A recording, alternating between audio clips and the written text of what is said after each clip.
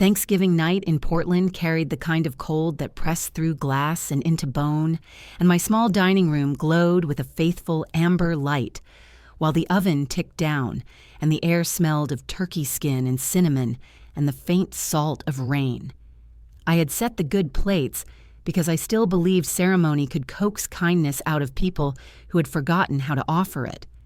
Brielle swept past me with a laugh, meant for her friends the kind of bright sound that leaves no room for an older voice. When the bowl of sweet potatoes reached me, I lifted my plate steady and careful, a reflex born from decades of hosting. Then her hand flashed under mine and the plate lifted out of my grip. "I have had enough," she said, not loud, not soft, just practiced. The room stalled. A fork chimed against china like a pin striking glass. The baby stopped his small song. Someone cleared a throat that never turned into a word. In the pause, I heard the back door rattle with wind and the low complaint of the heater, as if the house itself wanted to speak for me and could not. My cheeks warmed, then cooled the way a kettle is pulled from flame and set back again. Brielle added the second line, the one that lands where pride lives. "You do not need second helpings at your age." The phrase had the clean edge of a blade kept ready. I looked down and saw a hairline crack running across the rim of my plate like a thin winter river. Twist one arrives as a smile from across the table, a pretty girl with a high ponytail tilting her head toward my daughter. "She forgets a lot lately," she said, as if my mind were a misplaced napkin that would turn up under a chair later if anyone bothered to look. Laughter dripped around the edges of the table, polite and sticky. I carried the plate to the sink because my hands needed a task that was not shaking, rinsed it under warm water, and the fracture brightened under the stream like a tiny seam of lightning. I dried it and set it upright in the rack and told myself to breathe through 10 slow counts. In the reflection of the dark window, the brass porch light flickered once and steadied, and the branches out front wrote their private letters on the glass. Twist 2 moved more quietly, while Brielle narrated the menu to her guests as if she had invented rosemary and butter. Colin stepped behind my chair to rearrange a napkin and lifted my wallet from the cushion the way a man picks a leaf from a sleeve. The movement was small and tidy, and it would have vanished into the night if not for the tug I felt inside my ribs, the one that means pay attention because the ground is shifting under your feet. I watched his hand disappear into his jacket pocket, watched his eyes avoid mine as if politeness were a curtain he could hide behind. My breath thinned. I wanted to speak his name into the hush and lay the truth of him on the table between the candles and the pine cones. I did not. Not yet. The good lesson of a long life is that silence can be a tool or a cage, and in that moment I could not tell which one I was holding. The turkey gave its final tin click as the oven settled. Gravy breathed steam. The cranberry sauce shivered in its bowl when someone nudged the table leg. I stood at the sink until the sting in my face was only a whisper, and then I turned off the water and turned toward what I had been pretending not to see for months. The smiles that never reached the eyes, the new locks that clicked softly in the mudroom, the shopping delivered to the porch with my name on the receipt and their hands on the boxes, the small jokes about memory that are not jokes at all when they are told often enough. I looked at the plate drying in the rack at the narrow golden line of light running along the crack, and my voice came back to me in a size I could carry. "This is not peace," I said, quiet enough for only the sink and the window to hear. "It is permission." The permission I had been giving with my careful nods and my careful quiet. The permission that let a daughter take a plate from her mother and call it care. The permission that let a son-in-law reach for what was not his and call it practical. Twist 3 rose like a tide just then.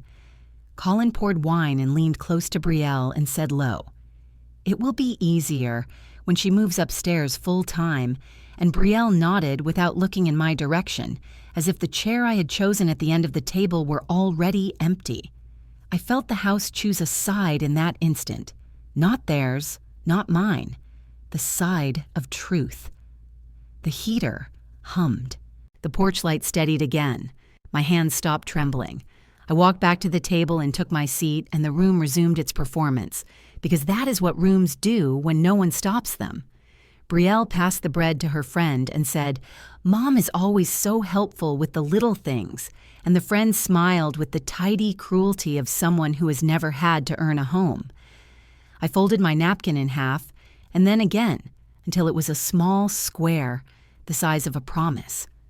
I thought of the drawer where my husband kept our papers, and of the small blue notebook in my nightstand, and of the clock on the bookshelf that still ticks beside his photograph, and a calm stepped into my body like a person arriving at a station at the exact right minute. I lifted my water, and the glass was cool and honest in my hand. My plate would dry with its fracture shining in the rack until I mended it, not to hide the break, but to mark it to show where pressure had tried to split something that refused to split. I looked at my daughter and my son-in-law and the guests who did not know me, and I memorized the room as if I would need to draw it later for someone who asked how it happened, because this was the moment. The first clean cut. The place in a story where the light shifts and the wind changes, and a woman who taught children how to read a text finally reads her own life out loud. Have you ever had your power taken inside your own home? June in Portland carries a soft gray light that makes every lawn look freshly washed, and that was the month Brielle and Colin arrived with their boxes and promises. They stood on my porch in matching rain jackets and said they only needed a few months to save money, maybe just until the baby was born, and I opened the door because mothers learn to say yes before they ask how it will feel. They hugged me, kissed my cheek, and Brielle laughed that bright social media laugh that carries well on videos. She held out her phone and said she would add me to the family phone plan, a gesture that sounded generous. Her voice softened when she asked to borrow my Costco card for a little while because bulk groceries would help them settle in. It felt harmless, one of those small modern favors that families offer without thinking. I did not know the plan meant they could read my messages on the shared account. In the first week, they suggested a home improvement fund. Colin explained it like he was pitching a business idea to investors. We each send a little every week, small amounts, so repairs never pile up. It sounded reasonable. I agreed and transferred $300 through Zelle with the memo family supplies. The next week, Brielle sent a Venmo request for $500 with the note nursery paint. I had not seen any paint cans, but I approved it because trust still lived in the house then. By the end of the month, the fund had taken almost $2,000 from my account, all through neat little transactions that looked like kindness. Twist one arrived, dressed as tidying. Brielle walked through the living room with a trash bag over her wrist, humming and smiling at her phone. She called it decluttering and said the new baby needed space. My velvet reading chair sat near the bay window, the same one where I used to drink coffee with my husband and watch snow settle on the railing. I found the chair gone on a Sunday morning and asked where she had moved it. Brielle lifted her phone and said she sold it on Marketplace for a good price. She even showed me the listing. Good as new grandma, barely used. Behind the chair, in the photographs, sat my wedding portrait still hanging on the wall, and the buyer commented, "Nice background." Something inside me folded in on itself. I was not angry yet. Anger is loud, and I was still quiet. But the room felt emptier in a way that had nothing to do with furniture. Twist 2 came in the form of numbers. I sat at the kitchen table on a rainy night and opened my bank account the way some people press a bruise to see if it still hurts.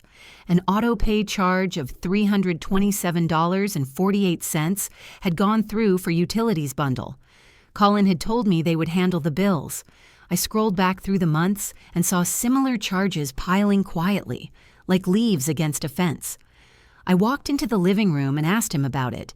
He smiled patiently and said sometimes the system keeps old cards on file, and not to worry because points come back to the household.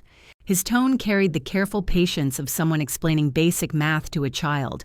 I wanted to ask for receipts, but the words felt heavy and undignified. I said goodnight and heard him whisper to Brielle she is getting anxious again. My hands shook a little as I shut the bedroom door. Twist 3 was about control. One afternoon, Colin knelt near the storage room door with a drill in his hand. He said a new lock was safer for the tools and important papers. I asked if I would get a key. He nodded without looking up and said he would sort it out. The next week, I asked again. He said Brielle has the only one for now since she handles the adult stuff. The phrase hung between us like a stain. Childhood scoldings never sound harsher than when they fall on someone who has lived 71 years. I walked away with the quiet knowledge that my belongings now lived behind a lock I could not open. In small ways, my home began to speak their language. They replaced my lilac curtains with gray panels and posted a photo with the caption, "Our home needed a cleaner look." They bought a coffee machine with the Home Improvement Fund and told friends in the comments that living with family was all about shared responsibilities. When I walked through the hall, I saw shoes lined up in neat rows where my wedding china used to sit. The china itself disappeared into a box marked "Donate." One afternoon, I overheard Brielle say to a friend that I worried about little things because older people need structure. The friend laughed gently and asked if I ever got confused with online banking. The question landed like a stone in my chest. Confusion was not my problem. My problem was that I kept giving permission to people who mistook it for weakness. The injustice grew slowly but surely. Every Sunday night, they called for a family meeting where Colin read from a spreadsheet he kept on his laptop. He assigned chores with business-like precision. I could water plants and do light cleaning. They would handle the real responsibilities. He said real with such weight that it made everything I had done for decades sound like play. I began to see the pattern. The phone plan meant they saw messages from my bank. The Costco card meant they spent in my name. The home fund meant my money flowed without my eye on the river. It was a soft takeover, polite and smiling. They used phrases like, "It is our home now and we will take care of the adult tasks." At dinner, Brielle liked to tell stories about people forgetting to pay bills and losing service, then looked directly at me while she laughed. There was a moment in early July when I stood outside in the evening and felt the first crack in my belief that love was enough to keep a family gentle. The porch light flickered and the roses in the garden bent under a light wind, and I realized the house felt like someone else was slowly rearranging its soul. I tried to tell myself that generosity was strength, but generosity without respect becomes a leash. That summer, I watched them repaint the hallway and move furniture around without asking, and I felt like a visitor walking through a museum of my own memories. I stayed quiet because old habits are thick walls, but quiet does not heal a wound. It only hides it. In the nights that followed, I lay awake in the small room I had given up for them and listened to their voices downstairs, laughter and the clink of glasses. They spoke freely because they believed I was fading. They thought they could shape the story. They did not know that I had begun writing my own.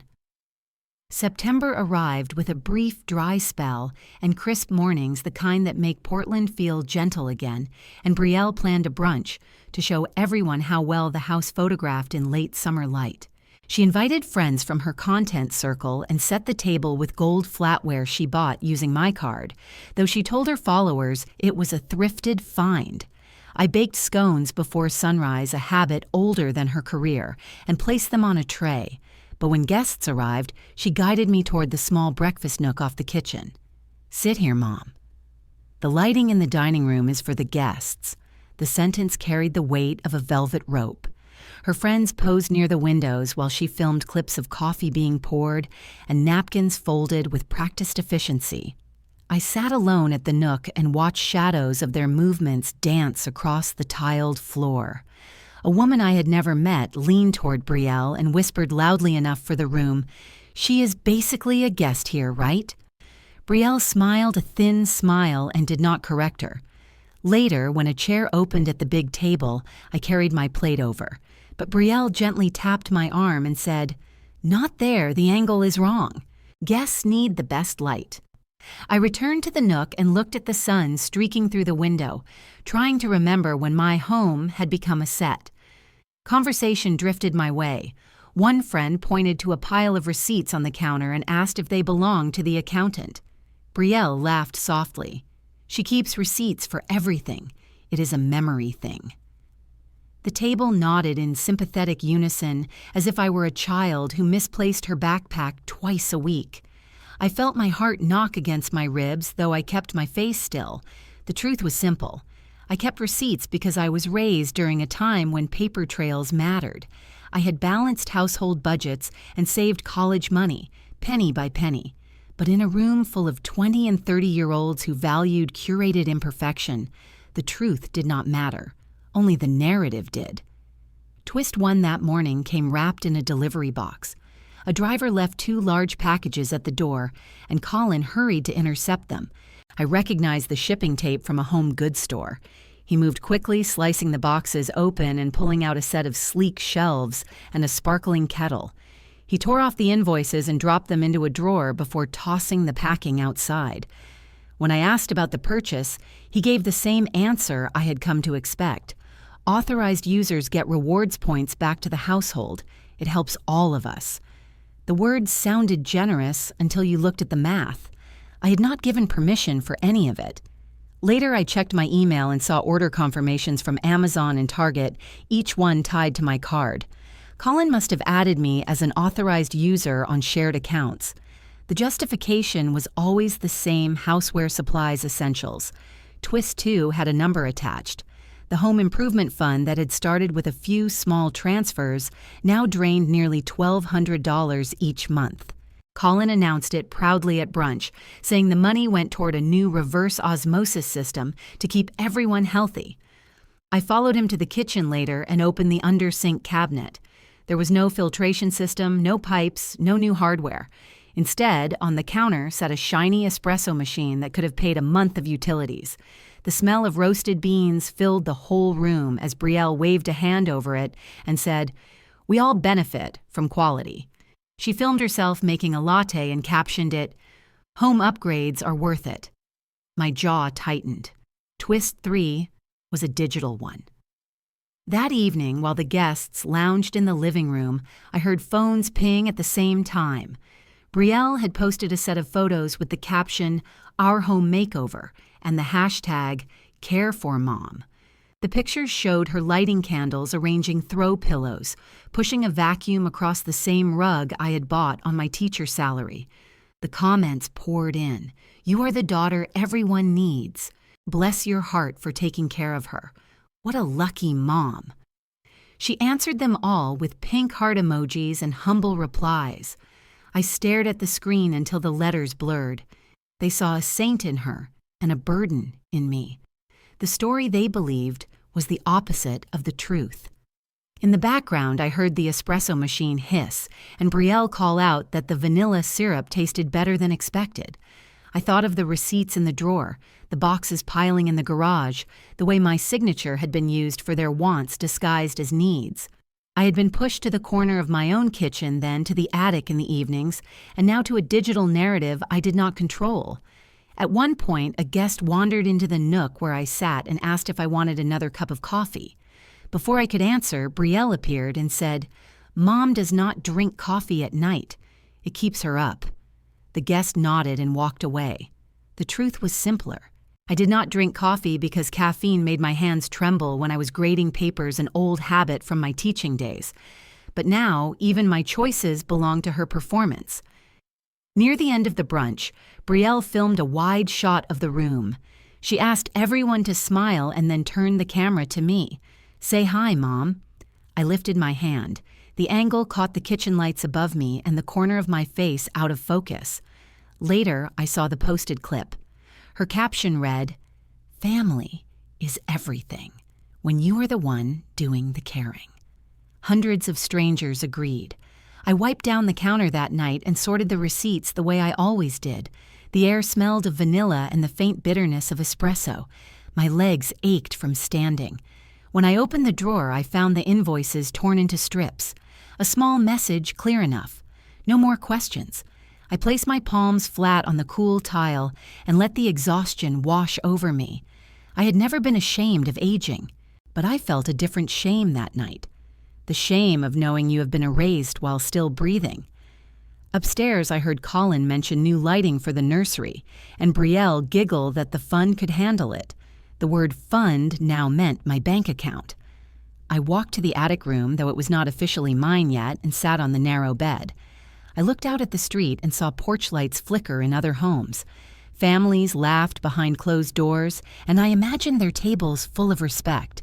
I whispered to myself, not yet broken, but bending. In the quiet, I began to understand that humiliation is not always loud. Sometimes it is a soft theft, one receipt at a time, one caption at a time, until the world believes a story that was never yours to begin with. The attic became mine on a Sunday afternoon without anyone asking if I wanted it.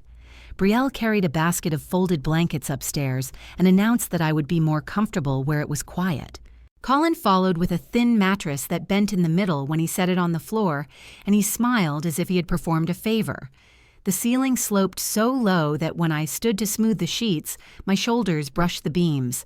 A single bulb hung from a cord that flickered whenever the wind changed. I stared at the small window and saw nothing but the neighbor's roof and a patch of gray sky. Downstairs, their laughter drifted up through the air vent light and careless, as if the decision to reduce my life to 30 square feet had been a minor adjustment. I sat on the edge of the mattress and waited for the sense of gratitude they expected, but all I felt was distance. The kind that grows between a mother and a daughter who no longer speak the same language. Twist 4 came a few nights later. Colin had been tinkering with the router, claiming the signal needed improvement for the nursery's baby monitor. When my tablet refused to load my email, I checked the Wi-Fi list and froze. The new network name blinked at me in bold letters. Our home only. I stared at it for a long moment, letting the words settle. A message disguised as a setting, a claim disguised as a joke. Quiet anger has its own kind of humor, and it showed itself in an unexpected way. At 2 a.m, I crept downstairs and pressed the tiny reset button on the router. When the screen asked for a new name, I typed, "Not your house," and tapped save. The next morning, Colin stood by the modem scratching his head while Brielle filmed a skincare routine in the bathroom. I passed behind him with a cup of tea and pretended not to notice his confusion. It was the smallest rebellion, almost childish, but the warmest part of me needed it. It reminded me that surrender was not the only language left. Twist 5 arrived in my email several days later. The subject line read, "HELOC pre-approval notice," and the bank address was local, familiar, and heavy with possibility. A home equity line of credit offering $200,000 suddenly available. Colin stood behind me when the notification pinged and his eyes lingered on the subject line. He tried to sound casual when he said we could pull $200K easily. His voice dropped at the end of the sentence, the way people speak when they are dreaming out loud in a room they think they own. I clicked the message open and saw the details, the credit guidelines, the numbers. My pulse beat behind my ears. I did not say a word. That night, when the house slept and the porch light buzzed outside, I logged into my credit portal and placed a freeze on my report. The system sent a confirmation to my email and a neat little warning that any attempt to open a line of credit would be denied. I shut my laptop and breathed slowly like someone who had just closed a door on a storm. Twist 6 arrived dressed as content. Brielle recorded a video titled "Declutter with Me," sweeping through the living room with her phone held high, narrating her compassion for older relatives who needed help staying organized. I watched the clip on my tablet in the attic while the bulb flickered overhead. At first, it looked like every other video she posted, a curated performance of generosity. Then my eyes caught a detail in the background. On the coffee table behind her lay a folder with the property records, the deed sticking out just far enough to show my name. The camera angle shifted and the folder slid into full view for half a second. It was unintentional but loud. They wanted to access something that was not theirs. I paused. The video took a screenshot and saved it in a folder on my desktop titled simply "House." I sat back against the wall and listened to the sounds of the house moving without me. Brielle had grown bolder with her remarks, telling Colin that the attic was cozy for my age and that I could watch from upstairs if I got tired. She said it with a sugary laugh, the kind designed to make cruelty sound cute. Colin once shouted from the hallway that the stairs were exercise for me, and Brielle replied that I should be grateful for the space. Grateful for the space. The attic shook with their footsteps as they moved furniture downstairs, rearranging rooms with the confidence of ownership. I noticed my boxes pushed against the far wall marked with labels I had not written. Donate, trash, seasonal. I opened one to check if anything of value remained. My late husband's winter coat sat at the top, folded neatly, smelling faintly of cedar. I pressed my face into it and let the ache roll through me. They did not know that some things cannot be decluttered without breaking the person they belong to. In the quiet of that night, I began retaliating in small ways. I placed my favorite books in places Brielle would not think to clean. I moved the remote where they could not find it. I hid the coffee filters knowing it would send Colin searching. Petty maybe, but pettiness can feel like survival when dignity has been stolen, one comment at a time. I kept screenshots of every purchase order, every bank charge, and every message tied to the home improvement fund. I started a digital notebook and wrote dates, times, and the words they used to reshape the walls around me. One line stood out: "Attic is cozy for your age." Another: "You can watch from upstairs." I read the notes back to myself and realize they were slowly removing me from the story of my own life. The injustice was not in one moment, but in 100 small ones stitched together. At dinner, I sat quietly and watched Brielle cut the roast with a knife I bought 20 years ago. She filmed her plate and tagged a brand for potential sponsorship. In that moment, I understood that I had become a prop, a living proof of her narrative about caring for an elder. It was easier to be angry than to be heartbroken. Anger keeps you awake. Anger reminds you of who you were before someone else tried to rewrite your role. One rainy evening, I sat on the attic floor with my tablet and read through the credit freeze confirmation. I knew Colin would try to open the HELOC again and that he would fail. The thought steadied me. Sometimes victory is not dramatic. Sometimes it is a locked door the villain does not know is locked. As September dragged on, the attic became both a prison and a planning room. I learned how to listen through the vents, picking out every careless remark. Every time Brielle joked about old people forgetting things, I tightened my grip on the screen of my tablet. Every time she told a follower that living with family was a blessing, I added another screenshot to my growing archive. One night, when the rain beat hard against the roof, I looked at the ceiling and whispered to the dark, "You think I am shrinking. You are not watching closely enough." Downstairs, their laughter rose and fell. I sat perfectly still and planned. Then I turned off the light, pulled the blanket to my chin, and asked myself the same question again and again. A question I wish I could ask every woman who has been pushed into the smallest room of her own house.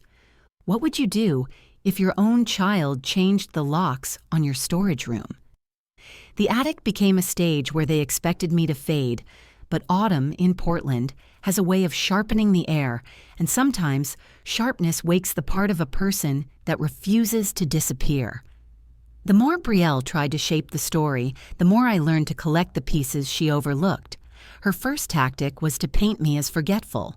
She told neighbors that I misplaced bills and forgot appointments. She mentioned to her followers that caring for an aging parent required patience because older minds wander. She even told a cousin during a video call that I forgot my medication sometimes. In reality, I set my pills in a weekly box every Sunday night, the same way I had done for years. Morning medication on the left, evening medication on the right. I never missed a day. I watched her speak those lies with sweet sincerity, and every part of me went still. Twist one of this new chapter arrived when she exaggerated the story at brunch. Mom forgets her blood pressure pills, so we keep an eye on things. The table nodded in sympathy as if she were a guardian instead of a storyteller. I said nothing. Silence can be a container for anger or strategy. Mine was becoming strategy. I decided to test myself. I scheduled a cognitive exam at a memory clinic in Southeast Portland. The waiting room smelled of sanitizer and wool coats drying from rain. Nurse Lila Porter asked questions with a reassuring calm. She had gray eyes that noticed everything. I completed memory tests, logic puzzles, and listening exercises. When she smiled and said my results were excellent, I felt an anchor form under my ribs. She printed the report and handed it to me. "Keep a copy," she said. "Some families misunderstand aging." I slid the papers into a folder labeled Voice and walked into the cool October air feeling taller than I had in months. Twist 2 came wrapped in wood and metal. My late husband kept an old clock on the bookshelf, a heavy timepiece with a soft ticking sound that felt like breath. I opened the back and tucked a tiny micro camera inside one I ordered quietly online and paid for myself. I set the clock on the mantel where it always sat. I watched the second hand sweep in a calm circle. That sound was a promise. Every whisper of cruelty, every plan spoken when they thought I slept, every financial decision made on my behalf would be stored in that small, dark space. I never intended to spy. I intended to protect myself. The ticking became a private anthem. Twist 3 returned to money as it always did. The cell family plan that Brielle included me in came with another surprise. I received a bill for an extra guest line that I did not recognize. When I asked about it, Colin smiled and said it was for backup data, helpful for keeping the baby monitor online. Days later, a notification popped up that a large portion of my data had been used. I checked the account and saw that my number had been synced across multiple devices. My messages and emails were being mirrored. I changed the password that night and logged out every device. In the morning, Colin mentioned that his phone kept losing connection and asked if I had noticed anything strange. I pretended to misunderstand and offered him a charger. Meanwhile, the Venmo requests kept arriving. $480 for nursery shelves, $220 for delivery tips, $150 for home insurance adjustments, always framed as small contributions, always piled together into something much larger. I exported every transaction into a spreadsheet. My hands moved with the ease of someone who had graded thousands of papers. Order out of chaos, truth out of fog. The home improvement fund had become a siphon. I wrote the totals in neat black ink. Over $10,000 gone since summer. I looked at the numbers and the edges of my vision sharpened. Their final layer of pressure came through the utility bill.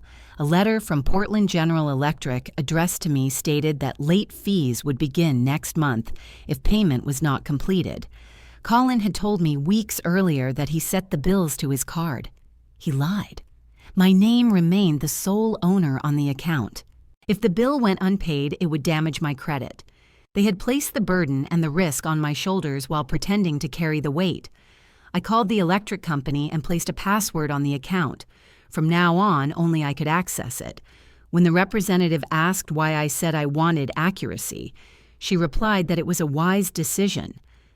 That evening, Brielle stood at the foot of the attic stairs with a smile that carried a hidden hook. "There is an assisted living place near the river," she said. "It has lovely views. You would enjoy the quiet." Her voice had the same tone people use when suggesting a restaurant. I imagined myself locked away in a room smaller than the attic, and my throat tightened. I forced a steady breath and looked at her eyes. There was eagerness there, eagerness to finish a transition she believed was already half done. I answered with a polite smile, the kind that reveals no fear. "Thank you for thinking of me. I will stay here." She frowned as if I had failed a test. Her friend once said I should listen to the younger generation for my own good. Youth is not the same as wisdom. Wisdom is earned. The pressure did not stop. They moved family photos into boxes. They replaced rugs and lamps and sold items I had owned longer than their marriage. They told guests that I was happier upstairs where things were calmer. They told themselves a version of the truth that made us both victims. They were caretakers of a confused mother. I was a confused mother needing caretakers. But the camera ticked. The results from the clinic waited in a folder. The spreadsheet grew. My voice sharpened in silence. One night while the house slept, I sat in the attic with my laptop and opened the file labeled House. Screenshots, receipts, orders, snippets of audio from the living room where they spoke freely. It was not revenge yet. It was preservation. The difference is that preservation waits. Revenge arrives. I placed the clock in a spot where its lens could see the living room clearly. I dusted it gently. My husband would have laughed at the ingenuity. He once said, "Librarians keep history safe." That night, I realized librarians also prepare for the moment someone tries to rewrite it. Outside, the rain began again, soft at first, then steady. I listened to the ticking and let the truth collect. Then I asked myself the question that shaped everything that came next. If someone takes your voice, how do you take it back? The night before Thanksgiving arrived with a quiet colder than usual, a stillness that made every wooden step creak louder and every breath feel heavier. I sat in the attic with a blanket over my legs and listened to the voices drifting through the vent like smoke sliding under a door. Brielle and Colin spoke in low tones, not low enough. "Winter is almost here," Colin said. "After winter, we move her to assisted living. We need the downstairs nursery anyway." Brielle gave a gentle laugh, the kind she used when she wanted to sound thoughtful rather than cruel. "It will be easier for her. Quiet. Private. She can watch sunsets by the river." My heart sank so hard it felt like my chest was hollow. The attic walls leaned close as if they were listening with me. Assisted living. The words crawled through my body and found a place to sting. They had already moved me upstairs. They had already taken my chair and my plates and my routines. Now they wanted the rest of the house and the final piece of my dignity. I stood slowly and walked down the narrow stairs without making a sound. The house felt colder when I reached the bottom, as if the walls were holding their breath. I stepped outside onto the porch. The brass lamp flickered again, a tiny pulse of gold fighting the wind. I placed my hand against the metal and felt its warmth trying to hold. Something inside me, something I thought age had softened, straightened its spine. I turned to the table just inside the door where the dishes were stacked from dinner. My favorite dinner plate rested on top, the one with the thin hairline crack. I traced the fracture with my thumb. It would break under pressure if someone pushed hard enough. The thought settled bitterly. That was what they believed about me. Breakable, replaceable, something to set aside. I set the plate down gently and walked to the small cabinet where the safe was hidden behind cleaning supplies. The metal door opened with the same soft weight it always had. Inside lay folders tied with rubber bands, documents in my husband's steady handwriting, things I had not needed in years, trust papers, IRA statements, the deed to the house. It all waited there untouched and still mine. A small note lay tucked against the deed ink, slightly faded but clear. "Keep your name until it is respected." Harold wrote it quietly, perhaps on a night like this one, knowing someday the words might matter. I sat cross-legged on the kitchen floor and read through every page, numbers lined up neatly, beneficiaries assigned, ownership crystal clear, no co-signatures, no transfers. They had wanted the house to feel like theirs. They had not checked the law. At some point, my breath returned. It came back slow and measured like a soldier marching home. I reached for my phone and scrolled to a number I had not used in years. Ruth Kaplan answered on the second ring. Her voice still held the sharp humor of a retired lawyer who never really stopped practicing. "What happened, Elaine?" she asked. I told her enough. Not everything. Enough to paint the picture. The attic, the money, the lies about my memory, the plan for assisted living. Ruth did not gasp or sigh. She made a small noise in her throat that sounded like someone sharpening a blade. "You still have the deed," she said. "You never signed anything over. That means you are not a guest. You are the owner." I nodded, even though she could not see me. I told her about the home improvement fund and the unauthorized purchases and the credit freeze I had placed quietly. She hummed with approval. "Good," she said. "We will freeze any joint accounts linked to repairs. We will draft a limited power of attorney so I can handle retrieval and verification.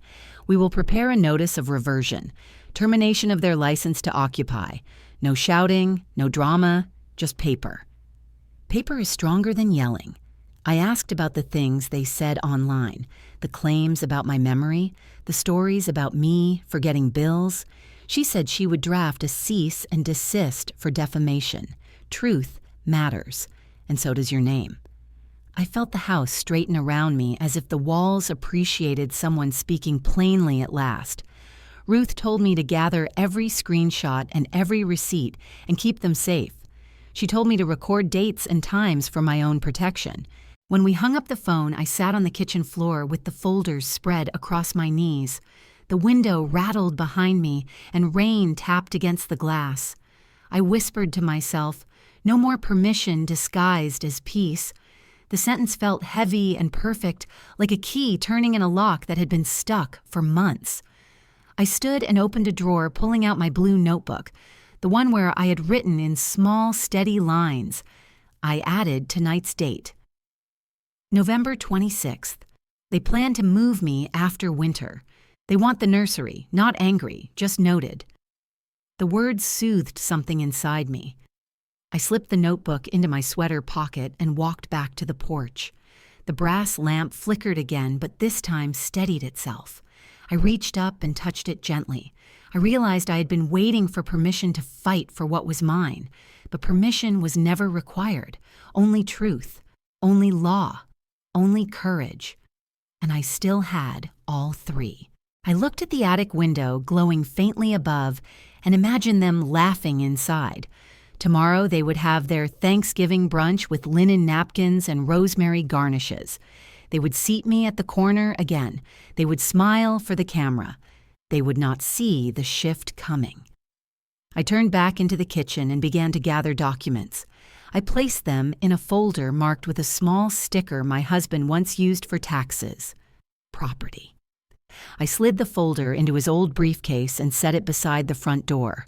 Rain whispered against the porch. The lamp glowed stronger than before. Something in the air felt different. Not hope, not relief, something sharper, something ready. Have you ever kept a journal when being treated unfairly? Ruth called me the morning after our meeting, and her voice had the kind of clarity that belongs to people who have never doubted a legal fact in their lives. She had pulled all the documents and run them through the registry and the accounts and the trust paperwork, and then she read me the numbers in a tone that made them feel like facts one could set a table with. You have an estate worth nearly $3 million if we count the house equity, the IRA, and the investment trust and the life policy, she said. The deed is clean, she said. The beneficiaries for the trust are as recorded, and the IRA lists you as primary. No transfer has occurred, and no legal signature from you exists. There is leverage in that fact, the kind that makes people think twice before smuggling someone's life into their own narrative. She asked me to confirm that I still wanted her to serve as successor trustee should anything happen to me, and I said yes, because Ruth has always been the sort of woman who will stand in court in sensible shoes and not waver. She said she would update the successor trustee designation file and send certified alerts on suspicious account activity, so the bank would flag any odd withdrawals. She said she would put notifications on the trust account and the IRA, so any change of beneficiary or transfer request would require manual verification through her office. She said she would call the investment house and place alerts on wire transfers above a modest threshold, and she said she would set up an email and text alert for any new account added or for any HELOC activity. Each small administrative phrase she spoke felt like a bolt being turned into place, and I wrote down every word as if grounding myself in legal language could make the air heavier and slower and easier to breathe. In the attic, the clock ticked, and that tick had become a metronome for the plan. While Ruth arranged the legal scaffolding, I spent my days adding to the archive I had been keeping. I labeled folders, house finance and scams and screenshots, and I printed the memory test results and tucked them beside the trust paperwork. The camera inside the clock had recorded more than dust, and the small domestic conversations it had captured began to look like evidence. I listened to the clips through headphones, and my hands tightened around the mug until the ceramic warmed my palms. There was a clear fragment of a conversation where Brielle said, "If she signs the HELOC, we are set," and the voice of Colin could be heard replying, "Change the main lock after Thanksgiving, she won't notice," and the casual cruelty of those words pressed into me like cold glass. They had spoken as if the house were a puzzle, and I was the final piece they were ready to slide out. Hearing them say it aloud removed any pretense that their intentions were kind or confused. They were deliberate and certain. Ruth instructed me carefully to maintain the recordings as a copy and not to post them on social media. She explained the law of recording in our state and walked me through the safe chain of custody so that if evidence was needed in court or in bank investigations, it would be admissible. I felt a strange comfort in the legalese. Part of aging is learning to let others do the heavy technical lifting, and then to trust that your truth is now held by solid hands. The next week, I practiced small acts that were equal parts mischief and message. A package arrived addressed to Brielle, and I printed with a steady hand a label that read, "Return to sender," and I attached it with clear tape so neat it looked official. I sent it back with a note saying, "Wrong recipient, please resend to return address." The courier shook his head and returned the box to her stoop. Another package returned the same way, and Brielle posted a story about delayed shipments and tag it logistics nightmare with an embarrassed emoji. It was petty and childish, as Ruth observed when I told her in a voice that tried to sound amused but came out sharp. She laughed when I told her, and then said, "Sometimes the smallest humiliation makes a larger point keep the receipts." I kept the receipts, and I kept the camera saving, and I added Ruth's updated contact information to the front of my blue notebook, where I had written the phrase, "No more permission," disguised as peace. On the Monday before Thanksgiving, I walked into the kitchen where Brielle and Colin were sorting a stack of forms, their hands deft with papers they believed would soon be mine no longer. They were wearing matching sweaters, and Brielle was reading from a page aloud as if rehearsing a speech for a friend. She reached for a sheaf of documents and said, "We need your signature here," and she said it as if the pen were a kind offer and not a trap. Colin folded part of the page back and smiled with that careful patience he showed at dinner parties. I had rehearsed the sentence in my head a dozen times since Ruth had told me of my options, and it came out cleaner and firmer than I had expected. "No," I said, "I am not signing anything." The words fell in the kitchen, and they landed like a stone into a pond that had thought itself still. For a moment, no one moved. The oven ticked. A mug chimed against a dish, and I felt the eyes of my daughter and son-in-law and the friends they had invited rest on me like weather. Brielle blinked, and then looked at Colin as if to say, was this the moment she finally loses it? Colin opened his mouth and then closed it as if the fetch of an answer had escaped him. You could almost see their plan rearrange itself in the air. Ruth had taught me to say no and then let the law take its steps.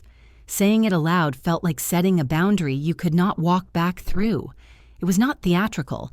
It was not a shriek or an accusation. It was calibration.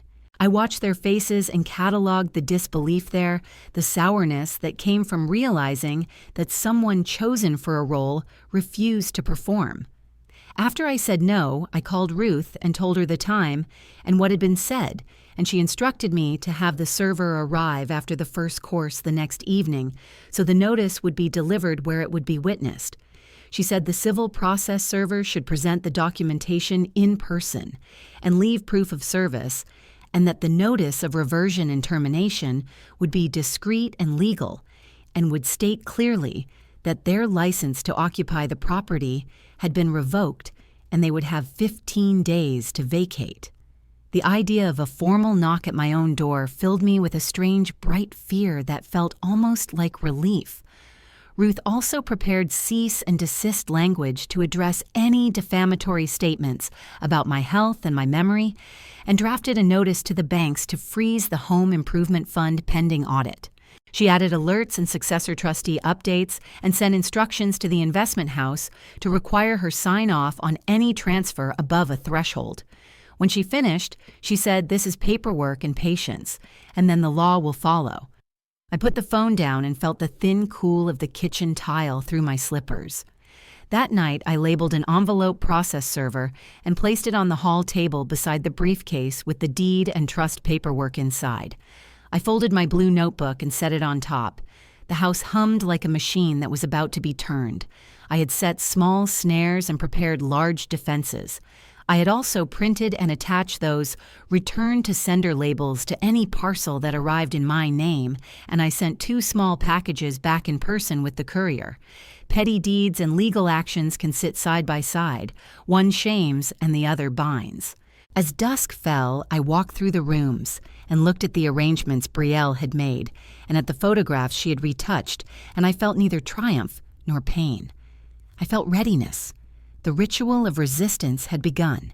Tonight the clock would tick a little louder, and when the process server came the next day, the words on his paper would sound different because they were not the words of a lone woman, but the letters of a legal fact that other people would recognize and respect. It felt like the same night playing all over again, the same turkey scent and the same wind scraping the window, but this time my hands were steady on the table. I watched Brielle sweep through the dining room like a hostess in a commercial bright smile painted on wine glasses, arranged for her friends' candles lit just right for photos. She leaned over me, voice sugar sweet for the guests, and said, "Mom, if you are full, just pass the bowl." She reached for my plate again, and when I held it still, she tugged harder and snapped, "I have had enough." A few guests went silent. One tried to smile and failed. Someone cleared a throat. The room tasted like something burnt. I saw my own reflection in the silverware, and for a moment I almost believed her story about me. Almost. Then the doorbell rang. Brielle frowned because nothing interrupts her hosting, not even the truth. Colin muttered, "I will get it," and disappeared down the hallway. The room filled with forced chatter, the kind people use when they hope a moment just dies and never comes back. Then Colin returned, with a man in a dark coat, holding a slim envelope. His voice was clear and professional as he asked for Brielle Torres. She blinked twice and nodded like she thought this was a wrong address situation. He handed the envelope to her and said, "You have been served. Please read and acknowledge." The words landed heavy and perfect like a gavel hitting wood. Brielle forced a laugh, the kind she uses online when a comment annoys her. This must be a mistake. The man simply waited. She opened the envelope, skimming the page, and her face drained of color before she reached the second paragraph. Her eyes jumped back to the top, reading slower this time. Colin asked, "What does it say, babe?" But she could not form a sentence. I stood up slowly, feeling every year of my life, and none of them weighing me down. I said, "It is a notice of termination of occupancy. You and Colin have 15 days to leave the house." Brielle stared at me as if she had never seen me before. A friend whispered, "Wait, what is happening?" The man in the coat nodded to me and stepped back toward the doorway, letting me speak. I took out the folder I had placed under my chair. My fingers no longer shook. I said, "There are also freezes on the home improvement account. Every transaction will be reviewed." The room shifted. The turkey steam curled in the air. A candle flickered and went out. Brielle finally found her voice, and it cracked when she said, "You cannot do this, Mom. This is our home." I answered quietly, "You told everyone it was, but the deed still has my name. I never signed it away." Across the table, someone gasped. Colin tried to stand tall, but his voice came out thin when he said, "This is cruel. She is family." I opened the folder and slid a printed sheet across the table. It listed dates and Venmo transfers with memos written in Brielle's cheerful style nursery paint family supplies RO system. I said, "These are the withdrawals from the renovation fund. They total more than $12,000. Brielle's breath sped up. "That is house stuff," she insisted. I nodded, and when I turned the page, the next photo showed the countertop espresso machine she bought 2 weeks earlier. It glowed under the kitchen light like a trophy. I added, That is not a water filtration system. The guests looked at each other, one holding her wine glass so tight I thought it might crack. I held up a smaller sheet printed from text logs. On the television behind us, a fireplace video crackled. I pressed play on my phone, and Ruth's face appeared on a video call. The timing was perfect because the room was silent enough to hear the ocean outside. Ruth said, "Good evening. I am confirming representation of Miss Elaine Mercer. This recording concerns the legal notice served tonight." Every guest in that room froze, eyes flicking between the phone and Brielle. I said, "Ruth, can you summarize?" Ruth read the points clearly. Notice of termination, 15 days to vacate. Cease and desist regarding false claims of cognitive decline. Investigation of account misuse. Review of all transactions connected to the house. When she finished, the room breathed out like it had been punched. Brielle's voice rose into a high, thin note. "You hired a lawyer against your own daughter." I answered I hired one against the people who treated me like I was disposable. Colin tried to salvage pride and demanded, "You have no proof of any wrongdoing." I lifted the small clock from the sideboard, the one that had once sat beside my husband every night while he read. I tapped its back, and the hidden camera recording played on my phone speaker. The room filled with their voices. Brielle saying, "If she signs the HELOC, we are set." Colin answering, "Change the main lock after Thanksgiving, she will not notice." The friends who had been smiling earlier stared wide-eyed. One covered her mouth. Another set down her fork and backed away from the table, like something toxic was spreading across it. Brielle shook her head over and over. "That is out of context." I replied calmly, "It is your voice in my house." At that exact moment, the big spoon slipped from the cranberry sauce bowl and dropped with a soft, wet plop that sounded louder than thunder. Someone laughed nervously. Someone else whispered, "Dear God." The process server nodded once more to confirm delivery and left. The front door clicked shut. What surprised me was not the shock on Brielle's face, but the silence that followed.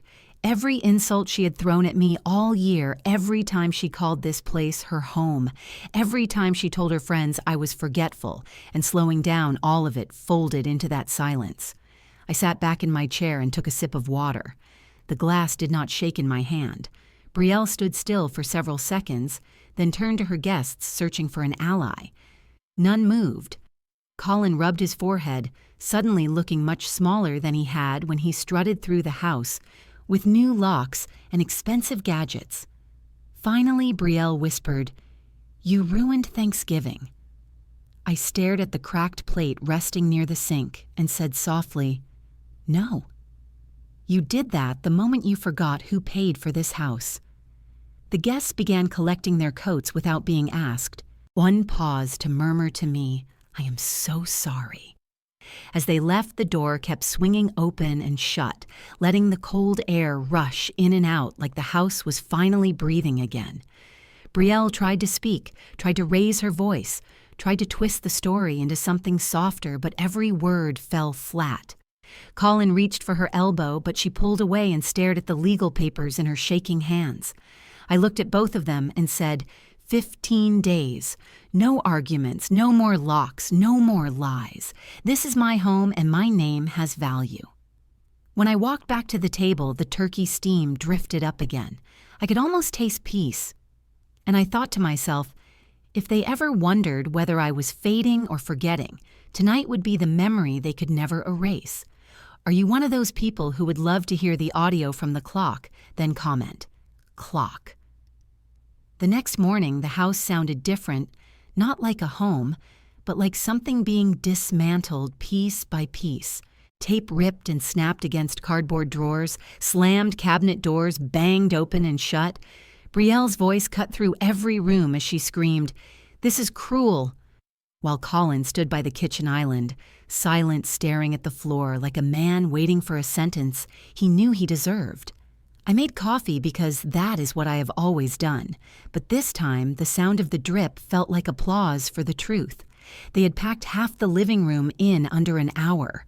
Brielle snatched picture frames, a stack of blankets, even salt and pepper shakers she had bought with my card, and called them house items.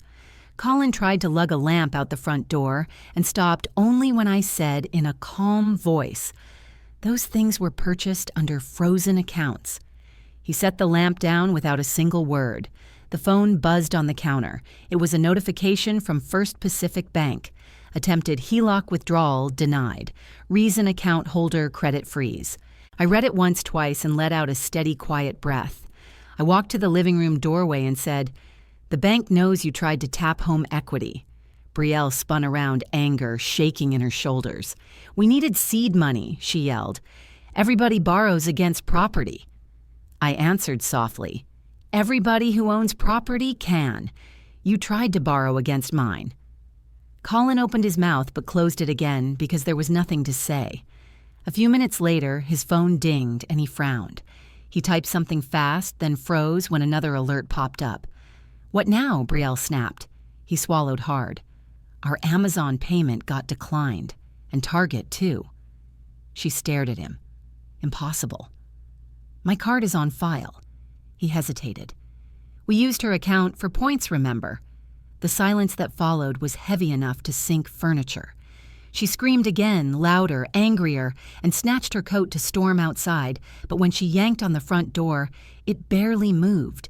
The new bolt that Colin had installed turned useless in his hands. I unlocked it myself and said, "There are no new locks here anymore. Only the original ones and only my keys." She stumbled out with frantic breath, and I watched from the window as she paced the driveway. 10 minutes later, Colin got another message, and his face looked as if someone drained the color straight out of it.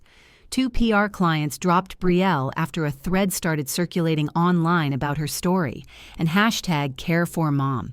Screenshots of her posts painted a perfect daughter caring for an aging mother, while she changed locks and moved me to the attic. Her sponsors did not enjoy being tied to a fairy tale. Losing contracts meant losing nearly $18,000 a month, and Brielle knew it. It showed in the way she gripped her temples and whispered, "Oh no," over and over again.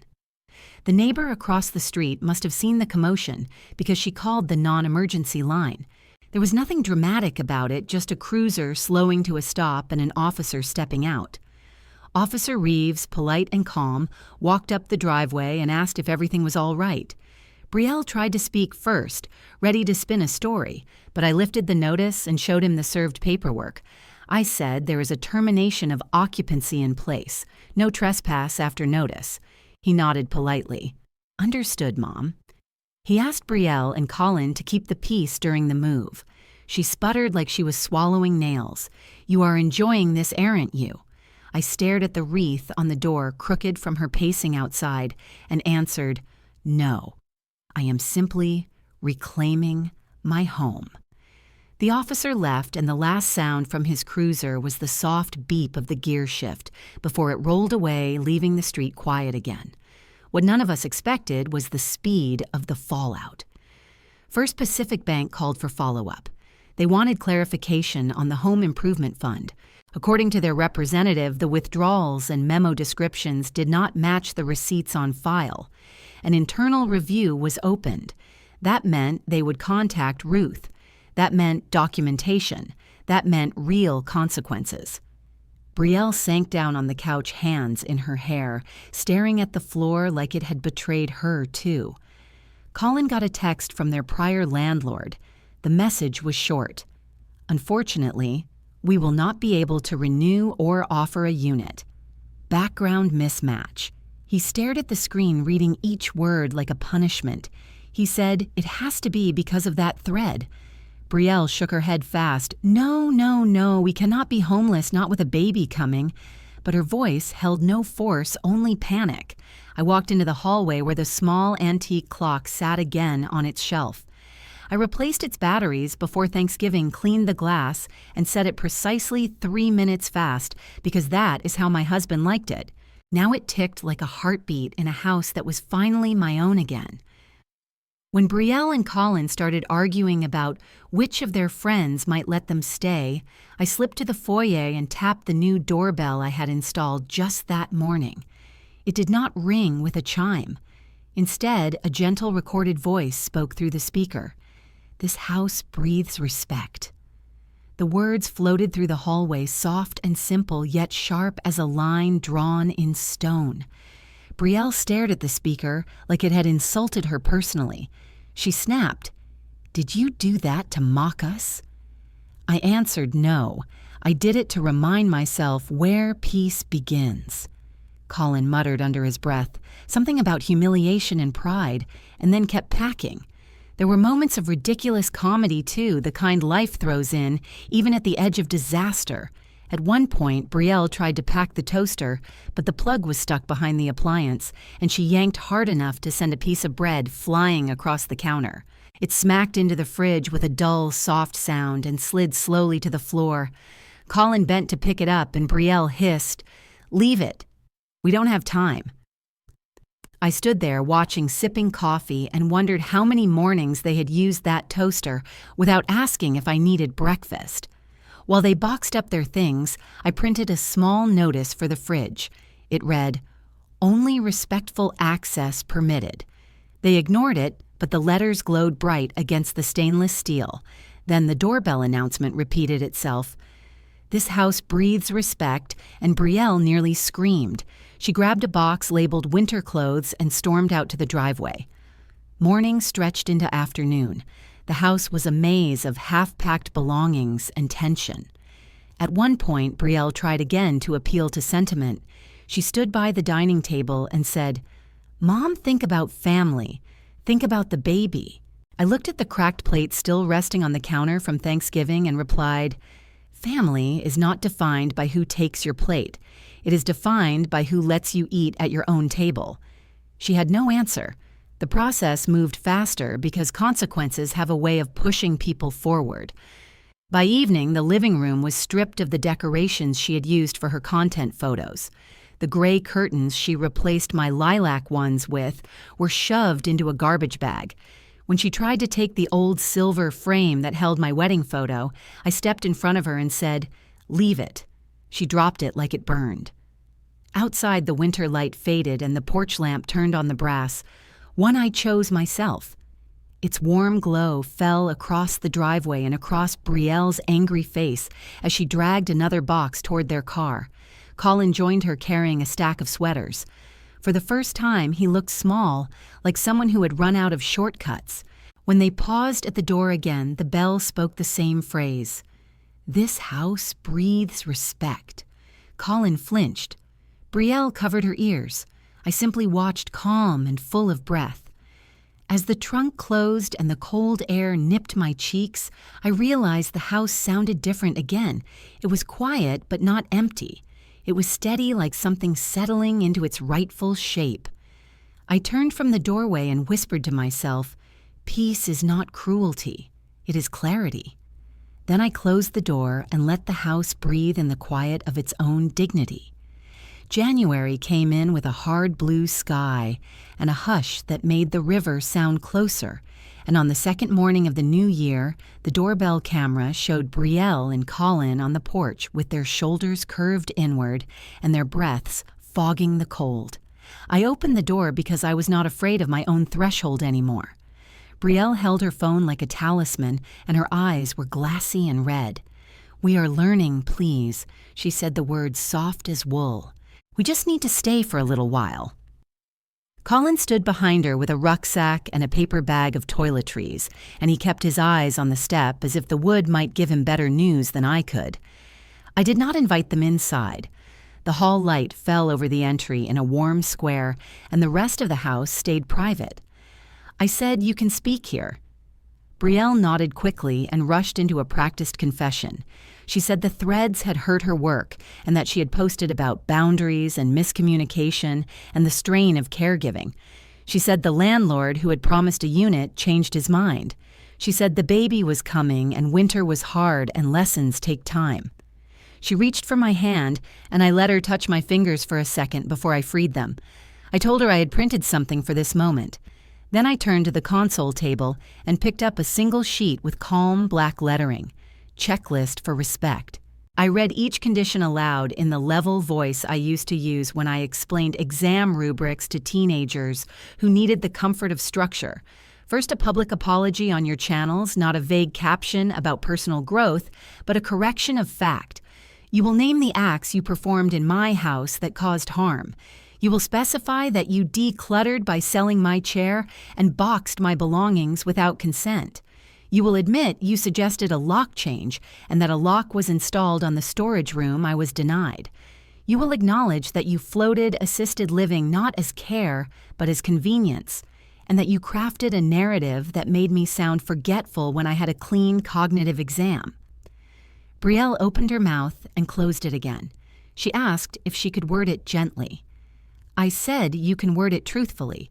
Second, a repayment plan for the Home Improvement Fund with dates and amounts, not someday soon, but a schedule. I have a list of every Venmo line and each one will be addressed. The $480 for nursery shelves, the $220 for a delivery tip, the $1,200 per month that left my account under the label Home Improvements, while a luxury espresso machine took the place of a water filter. You will put these in a table with due dates, and the first 3 payments will arrive within 30 days. Colin shifted his weight and tried to explain cash flow and brand seasons. I held up my hand and he fell quiet. Third, no access to my assets, no deed talks, no trust access, no peeking at IRA statements. You will not discuss my property with each other or with any advisor. You will not approach my bank. You will not even joke about equity. Fourth, communication will be by email only. No sudden visits, no drop-bys, no "what are you doing right now" calls that pretend urgency. If you step onto this porch again without prior agreement, I will treat it as trespass because the notice is still in force until a new written permission exists, and there is none. Fifth, you will remove every device and login you created under the family plan that touches my data. That is every authorized user shopping account, every phone profile, every shared password. You will log out and lock yourself out with proof.